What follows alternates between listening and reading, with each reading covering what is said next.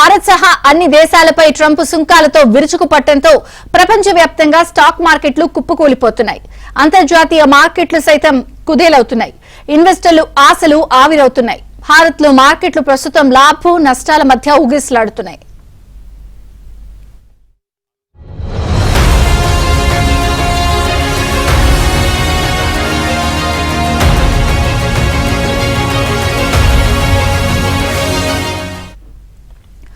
ఇవాళ ఉదయం జపాన్ నిక్కీ ఏకంగా 3.4% పైగా కుంగింది. ఈ దేశంపై అమెరికా అధ్యక్షుడు 24% సుంకాలు విధించారు.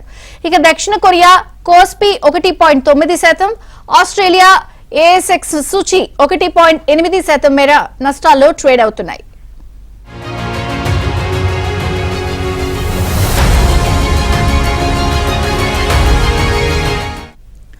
టారిఫ్ల నేపథ్యంలో గత కొన్ని రోజులుగా ప్రపంచ మార్కెట్లు తీవ్ర ఊగిసలాడుతున్నాయి. దీంతో బంగారంలో పెట్టుబడులు పెట్టడం శ్రేయస్కరమని మదుపర్లు భావిస్తున్నారు. ట్రంప్ టారిఫ్ తో బంగారం ధరకు రెక్కలొచ్చాయి. దీంతో పసిడి ధర ఆకాశాన్నంటుతోంది.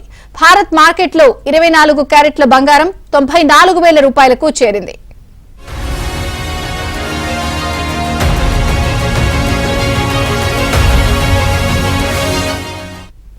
అటు అమెరికా మార్కెట్లో స్పాట్ గోల్డ్ ఔన్స్ ధర 0.4% పెరిగి $3,145.93 వద్ద కొనసాగుతోంది. ఒక దశలో $3,167.57 వద్ద సరికొత్త గరిష్టాన్ని తాకింది. యుఎస్ గోల్డ్ ఫ్యూచర్స్ లో ఔన్స్ ధర 0.1% పెరిగి $3,170.70 వద్ద కొనసాగుతోంది.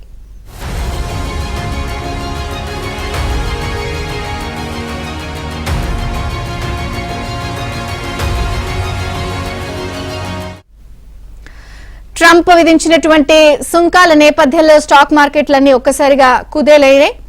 పూర్తి వివరాలు అనలిస్ట్ వివికే ప్రసాద్ గారు చెప్తారు. ప్రసాద్ గారు,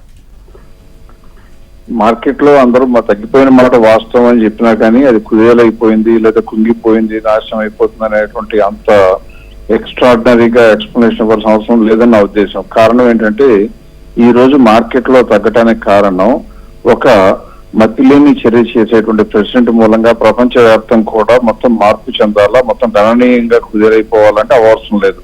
ఎందుకంటే మనం గమనించాల్సింటే అమెరికాలో ఉన్న పాపులేషన్ అంతా, ప్రపంచ పాపులేషన్ అంతా అతను చేసినటువంటి అమెరికాలో ప్రెసిడెంట్ చేసిన చర్యల వల్ల టారిఫ్ వేయటం మూలంగా ఇవాళ రోజు భయపడుతున్న మాట వాస్తవం.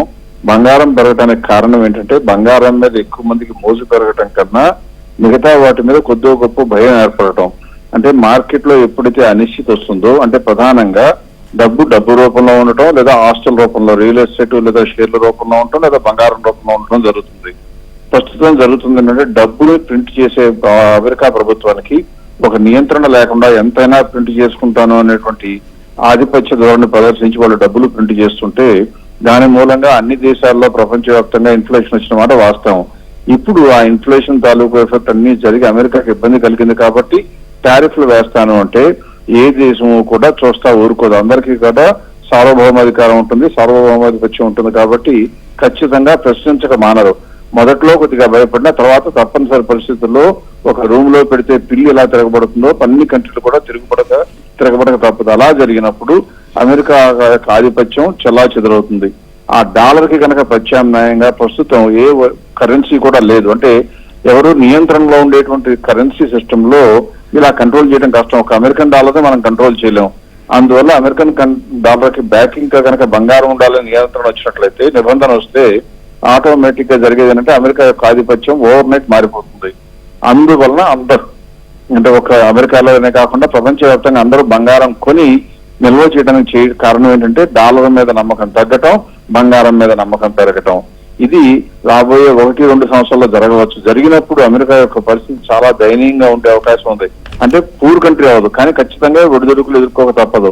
అందువల్ల బంగారం పెరిగింది. దాని బలం మూలంగా పెరిగిందా, మిగతా వాటిలో వీక్నెస్ మూలంగా పెరిగిందా అంటే మనం 100% చెప్పగలిగింది మిగతా వాటిలో ఉన్న వీక్నెస్, అనిశ్చితి మూలంగా బంగారం పెరిగింది. అది నిలబడుతుంది అనుకోవడం కూడా కంప్లీట్ గా అపోహ. అందువల్ల బంగారం ఇన్వెస్ట్మెంట్ గా కొనుక్కోవాల్సినటువంటి పరిస్థితి కాదు. కానీ యాజ్ ఏ రిజర్వ్ మీ యొక్క ఆస్తిని ప్రిజర్వ్ చేసుకోవాలంటే మాత్రం బంగారం కొనుక్కోవచ్చు. సో కొనుక్కునే వాళ్ళు ఎవరైనా బంగారంలో లాభం సంపాదిద్దామని కొనుక్కుంటే మాత్రం కొద్దిగా ఇబ్బంది పడే పరిస్థితి, ఈ ఇన్స్టెబిలిటీ కొద్దిగా సెటిల్ అయిపోగానే వస్తుంది. So advise is don't buy gold for investment. ఒకవేళ మీ ఆస్తి విలువ కాపాడుకోవాలంటే మాత్రమే కొనుక్కోవడానికి ప్రయత్నించాలి. థ్యాంక్ యూ ప్రసాద్ గారు.